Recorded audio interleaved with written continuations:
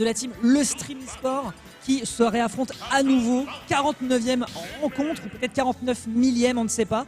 Toujours est-il que ça va être encore une fois un grand spectacle. Honnêtement, on n'est plus à ça près, on les compte plus. Ça fait vraiment des années que c'est un des classicos de la scène Smash en France. Et donc ce sera donc Falcon contre Min. On va voir comment évolue le match-up parce que c'est vrai qu'on risque de se faire zoner de manière assez énervée, bien qu'on ait réussi à récupérer la map Smashville, donc qui empêche un petit peu ces situations. On intercepte bien ici la recovery de Min avec la shot de Falcon et on vient gimp la personne qui habituellement fait ce genre de choses. Whip. Oui, surtout que oui, la map en soi devrait beaucoup plus profiter potentiellement à Min parce que dès que l'adversaire est hors du terrain, c'est facile de jouer avec. Quoique, on n'oublie pas qu'on a un très bon drift dans les airs de la part de Falcon. Qu'est-ce que c'est que ce combo? Mais jamais ça n'existe. Mais malheureusement, la recovery de Pew fait qu'il est obligé de subir ce genre de situation. Pas de balabang après le down air. OG est pétard, je crois qu'il a pas trop aimé de se faire exploser par un personnage de Kingdom Hearts. Il a l'air de vouloir régler ses comptes au plus vite. OG qui veut re-rencontrer Arthur potentiellement, mais là il va falloir faire le travail parce que Pew s'installe sur le centre du terrain et on sait à quel point c'est difficile de déloger Min une fois qu'elle y est installée. Et en fait ce qui est sympa avec Smashville, c'est que du coup tu as la double verticalité qui permet un peu de changer les approches. Par contre voilà, quand tu es au ledge, tu es toujours face au problème de attention, il y a les différents bras, notamment celui-ci qui vient chercher en bas. Le Ramram qui est très fort. Grosse complication sur certaines recoveries. Après, encore une fois, voilà, tu peux te permettre de t'amuser un peu à glisser un peu comme ça dans les airs du côté d'OG. Il l'utilise extrêmement bien. Il a tenté un fer avant de choper l'edge ou c'était une air dodge? C'était un peu étrange. Dans tous les cas, il tient choc. Ouais, c'était un petit move ici pour essayer de récupérer Pew. On n'a pas réussi, mais on n'était pas non plus trop en danger parce que c'était compliqué pour une Min qui était dans les airs de punir cet axe au niveau du ledge, alors qu'on se retrouve à 144% pour Pew contre 115 pour OG. Les deux qui sont à kill % avec toujours une stock d'avance pour OG qui trouve cette back throw, la DI qui vient d'où cette fois-ci? La DI, allez, écossaise. Écossaise, allez, pourquoi pas, pour le plaisir pour le plaisir de nos frères d'Écosse qu'on embrasse. Mais en vrai, on le disait déjà contre le match avec Arsnif tout à l'heure. DI, je sais pas, écoute, je ne me permettrai pas de me prononcer, mais en tout cas, tout ce qu'il en vaut, c'est qu'on a une stock de moins du côté de Pew après le Gimp, plus cette prise de stock du côté d'OG qui la réenchaîne. Est-ce qu'on peut punir davantage sur cette situation de ledge trap? Grab, bien vu. Tentative de pair qui ne passe pas, on récupère directement le terrain. Il est absolument impénétrable, c'est une vraie muraille. Et Pew a quand même un peu de mal, si c'est qu'on arrive à repousser ici. On a consommé le saut dans cette situation, recovery haute, bien vu. On revient sur le terrain, mais c'est une situation pas simple. Pew est en train de ne pas le lâcher. Effectivement, tu reviens sur le terrain, mais à quel prix? 87% qui ont été grattés en une seule phase sur quelque chose qui n'était pas. Tu pouvais pas en sortir simplement. C'était un bras plus un autre, une tech chase, un bras plus un autre, le sol, et tu n'arrives pas à t'en sortir tout simplement parce que Pew, il couvre absolument quasiment toutes les options à tous les timings. OG qui doit faire preuve de créativité ici pour trouver de l'espace pour approcher la Min. Oh. Ça sera compliqué, le Ramram qui vient cueillir super bas. Est-ce que recovery haute, on va pouvoir revenir pour OG? Ça va être compliqué et ça vient récupérer très bas ici le Ramram qui est décisif. Oui, et pour le coup, un 89%, c'est déjà un début de danger. On connaît le kill power de ce perso, mais là, c'est vrai que ça fait une petite minute que c'est bizarre tout de même pour OG. C'est un peu compliqué, on se fait un petit peu malaxe. On se prend un autre coup ici sur le Ramram. Les timings de Pew sont pixels. La recovery haute ne fonctionne pas. Il a air dodge.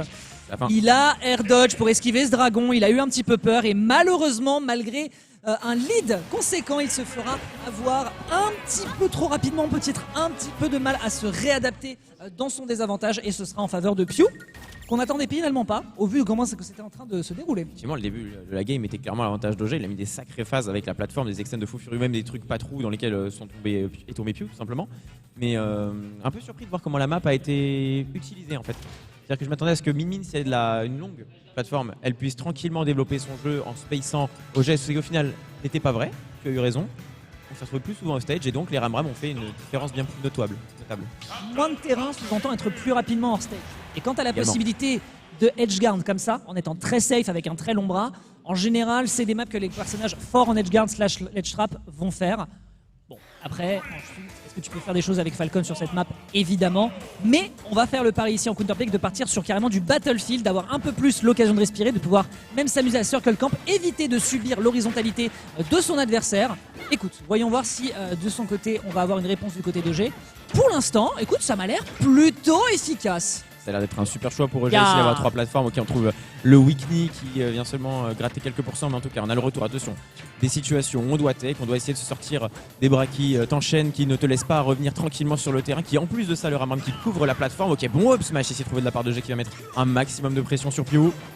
On temporise, on compte pas les nerfs qu'il envoie, mais il y en a beaucoup. Attention, c'est un grab, ok, du coup. on va chercher le down tilt pour OG. Oh là là. Weekly, et c'est la fin pour la mine de Pew. Et oui, parce qu'il y a beaucoup de frames actifs, tu n'as pas besoin de rentabiliser forcément avec le strong knee, c'est pas grave, tu mets juste un petit coup qui fait pouette et c'est terminé. On va out of stage et c'est fini pour Pew qui, attention, était dans cette situation tout à l'heure, on n'oublie pas le game qui s'est produit.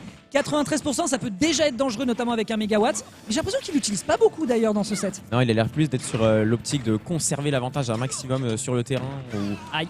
vraiment d'extendre son avantage un maximum et de pas essayer de chercher le kill. Tout ce qu'on veut, c'est de pas laisser OG approcher. Visiblement, c'est le mot d'ordre et c'est ce qui lui a permis tout à l'heure de remonter la partie. Par contre, cette fois, c'est le gigawatt qui est sorti. On va trouver un premier coup. On va sur le Ram pour Redguard. Et ça n'a pas marché ici. En tout cas, OG qui prend son temps, il a l'avantage, il n'est pas pressé. On trouve voilà, des petits extends. La map qui a l'air de faire le boulot au niveau de différentes approches qui sont choisies de la part du joueur. Ok, Là, sur ça le fait trap. beaucoup de pertes. Ouais, c'est un peu dangereux ici, 128% à 100. On se regarde un peu dans le blaze. Est-ce qu'on peut trouver un contre Schirm?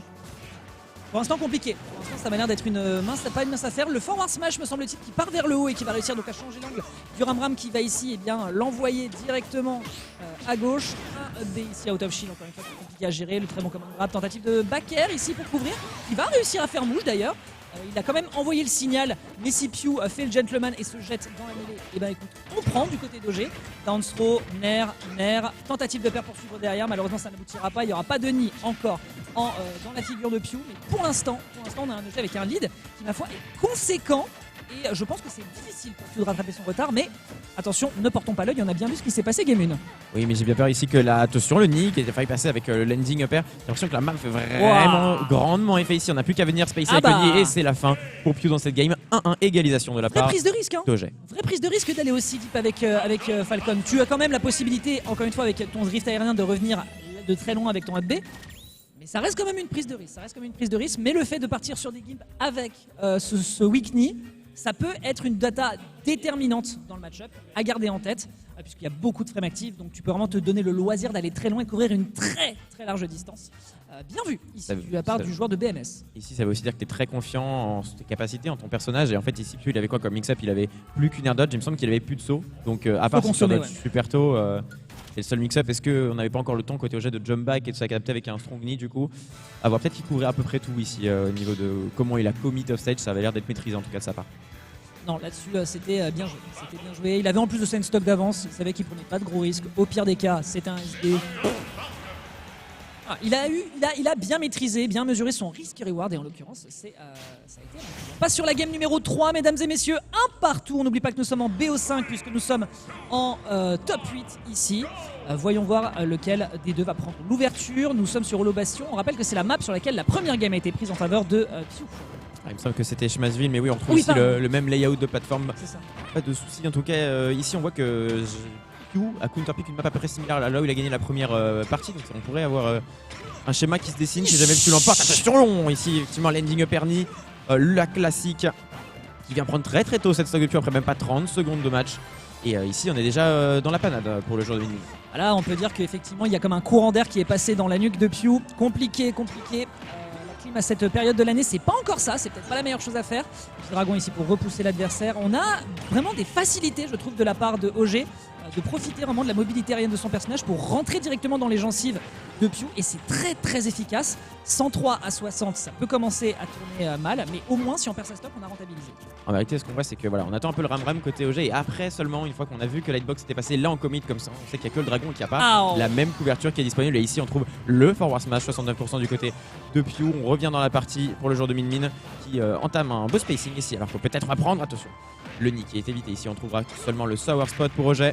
Attention, en backthrow, ça c'est dangereux sur ce personnage. On n'a pas consommé de ressources, me semble-t-il. Si le saut a été consommé, on ne s'attendait pas ici à l'orientation de ce dragon et malheureusement on a consommé ses ressources un peu trop vite. On se fera projeter beaucoup trop loin et on ne reviendra pas. Un ST des deux côtés. Ouais, d'accord. On a un peu craqué côté OG au niveau des ressources.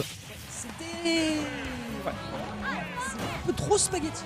Beaucoup trop de sauce dans ce plat de spaghetti en faveur de Pew. Dommage, vraiment dommage. Là pour le coup, c'est pas prévisible malheureusement. Ça arrive de faire des erreurs comme ça, même à ce stade. Donc dites-vous que des fois, ce sont des gens comme nous. Voilà, ils peuvent faire des bêtises. Et ici, on ne s'attendait sûrement pas à se faire toucher à cet endroit pour OG, donc on a décidé de sauter et on s'est fait game juste après par Lightbox de Pew. Malheureusement, on s'est pris 2 gimps. Il ne faut pas que ça joue sur le moral, hein. On avait l'avantage, pas craqué. On récupère le counter pick de map. Est-ce que ce set va faire des systèmes de va-et-vient au niveau de qui a gagné le perfect ciseaux. C'est ce qu'on va voir dans quelques instants avec le début de cette game 4. Allons-y, game 4, elle pourrait être définitive en faveur de Piu justement. Côté BMS, il va falloir serrer bien les dents, bien les poings et donner tout ce qu'on a avec son perso. Surtout qu'on le disait, il arrive à rentrer dans ses défenses plutôt facilement, je trouve. Il a un bon drift pour ça. C'est un fast-faller, donc il y a vraiment de quoi se régaler. Attention quand même aux options qui sont en bord de ledge parce qu'on l'a vu, ça lui a été un peu fatal. Même si pour le coup c'était un petit balbutiement. Voilà. On a chopé une fois le timing, ça va, mais du coup il va falloir essayer de mix up encore un peu plus les options côté OG. C'est quelque chose qu'il arrivait très bien à faire en game. Est-ce qu'on peut retrouver ce genre de face, ce genre d'inertie qui fait très mal à Piu depuis le début du set. Alors ici on enchaîne les bras à gauche, à droite, c'est la boxe, c'est Min Min, tu connais, Arms. Attention ici peut-être qu'il va extend super au OG avec ses EPR. On se retrouve un petit peu acculé. Ok, on arrive à récupérer le ledge quand même pour Piu. Le down smash en ride de la part de Jack qui aurait pu aller cueillir la stock. On perd pas pour autant le stage control, on se bat pour le centre ici. Ah, il y a roll-in contre une Min Min encore une fois. Roll-in contre une Min Min, on l'a vu à 2 reprises ici. OG, c'est jamais le bon plan malheureusement. Il y a trop de couverture de son côté. Les bras sont pas si rapides que ça, surtout le dragon et le mégawatt. Donc méfiance, c'est pas la meilleure des options. Ici on se fait repousser encore une fois, un tout petit jet qui va remettre l'adversaire en situation de difficulté. On tente cette fois-ci le mégawatt, on l'a pas beaucoup, voire même quasiment pas utilisé. En neutre l'air par contre c'est une excellente couverture, on couvre beaucoup et le up B cette fois-ci qui va encore faire mouche par le haut. Aïe. Magnifique adaptation ici Piu, il avait totalement couvert un bon panel d'options, il fallait passer par le bas mais ici c'est un peu un 50-50 et Piu qui a eu la bonne idée d'aller couvrir la version haute, le saut d'Oget qui a été récupéré ici. Alors qu'on a toujours les 3 stocks, malheureusement, et c'est un peu trop. On n'arriverait pas à trouver le nid. On arrive quand même à récupérer la neutral air dodge pour OG et à continuer. Attention, la back throw, ça peut être dans les dangers. Face à Mini, ok, on arrive à s'en sortir avec seulement 17% qui ont été infligés au Falcon. On revient un petit peu cette situation neutre où on cherche à rentrer pour le Falcon dans la position de la Min-Min. Il tente de couvrir comme il veut. Ah, au final, on aurait fait suffisamment pression sur le bord de terrain. Très bien. À ces pourcentages-là, je peux comprendre qu'on soit un peu effrayé. Ça met un peu de pression. Derrière, on réenchaîne avec ici un très bon mix-up qui va réussir à attraper l'adversaire sur le B. En situation d'edge guard, ledge trap, c'est vraiment pas simple, j'ai l'impression. Parce que la moindre tentative que tu fais, t'as le drop ledge qui peut te permettre d'être utilisé, qui est bien rentable sur le personnage. On a vu aussi le down air qui, mine de rien, n'est pas facile à punir, j'ai l'impression. Donc c'est loin d'être simple et c'est pour ça qu'OG a besoin de rester sur le terrain, d'être sûr de ce qu'il veut proposer et de la façon dont il va rentrer dans les défenses de l'adversaire. Et mine de rien, Piu fait pas trop de tests, il attend surtout le RPS1 de l'adversaire pour chercher derrière la punition. Et il peut se le permettre, même si là il est en train d'accuser un tout petit retard, mine de rien. Ce qui est très joli, c'est qu'on voit là ici sur le format BO5, ce qui est très intéressant entre ces deux joueurs, c'est qu'on voit à quel point ils s'adaptent à une vitesse folle parce que la physionomie du RPS n'a plus rien à voir entre la game 1 et maintenant cette game 4. Vraiment, on sent que les timings sont plus les mêmes, on attend un petit peu, on n'est plus en match-up check. Ils sont très beaux, ce match trouvé sur la plateforme qui vient un petit peu aspirer Piu ici. Le smash de Falcon. Comment dire? Comment ça se fait? Comment expliquer? Pourquoi? Mais c'est là, donc on fait avec. Pourquoi comment? On va être obligé de vivre avec, c'est un peu comme Steve, voilà, malheureusement. Ça fonctionne très bien en tout cas du côté d'OG, ça lui permet de bien rentabiliser. Il a pris 50% sur la dernière stock de son adversaire. On a dit déjà tout à l'heure que c'était intéressant. Malheureusement, encore une fois, le ledge trap, peu importe la map, Min, ça rentabilise, ça se régale. Et définitivement, Piu nous montre que son perso est au point. Est-ce que OG de son côté, avec son perso du cœur, peut réussir à le tenir? Mystère, mon bon Toto, c'est pas une mince affaire, mais 0-82. Là, c'est potentiellement le genre de phase où on peut paniquer offstage, il faut pas pour OG parce que c'est un peu la dernière stock peut-être potentiellement et on se retrouve à une situation où on peut se faire game par une Min qui malheureusement est à 91 mais il va falloir concrétiser pour OG. On essaie de récupérer Sand, c'est déjà un bon début, malheureusement on se prend le jab du personnage de Arms, on essaie de trouver un beau back qui a réussi à clôt la stock. Malheureusement, attention, la back on sait à quel point c'est des situations compliquées à couvrir. Oh, joli mix-up parce que là c'était un petit peu compliqué d'attraper le ledge, il a eu raison de passer par le haut. Si. Ah non, le genre de BMS. Par contre, tu vois, les pourcentages, 90, déjà les problèmes, c'est catastrophique. Est-ce qu'on peut réussir à choper l'adversaire? Pas de nid, malheureusement, le balabang, ça va se planter. On va malheureusement partir dans le mauvais sens. Et ici, il y a le timing pour réussir à prendre le punish. Heureusement qu'on n'a pas réussi à se prendre ce laser, sinon Piu passait directement en direction de la loser semi-finale pour la 4ème place. Compliqué, qui va rentrer à la maison ici? Est-ce qu'on peut aller chercher une game 5? La tension est à son comble, regardez-moi ça, les pourcents sont à 1.7, ils sont en train de se donner parce qu'ils sont conscients de l'enjeu. Et attention, c'est très compliqué, on se retrouve offside. Est-ce qu'on peut couvrir tout le timing avec Min et le Ramra? Mais oui, le forward smash qui est trouvé de la part de Piu qui vient clore les espoirs de Jet dans ce match. Un magnifique 3-1, très belle phase d'avantage qui nous est montrée de la part du joueur de Min. Et pourtant, il y a eu des mixes, tu peux tellement te permettre de changer la manière dont tu veux revenir sur le terrain, mais quand tu as ce bras qui va si vite, que tu as les timings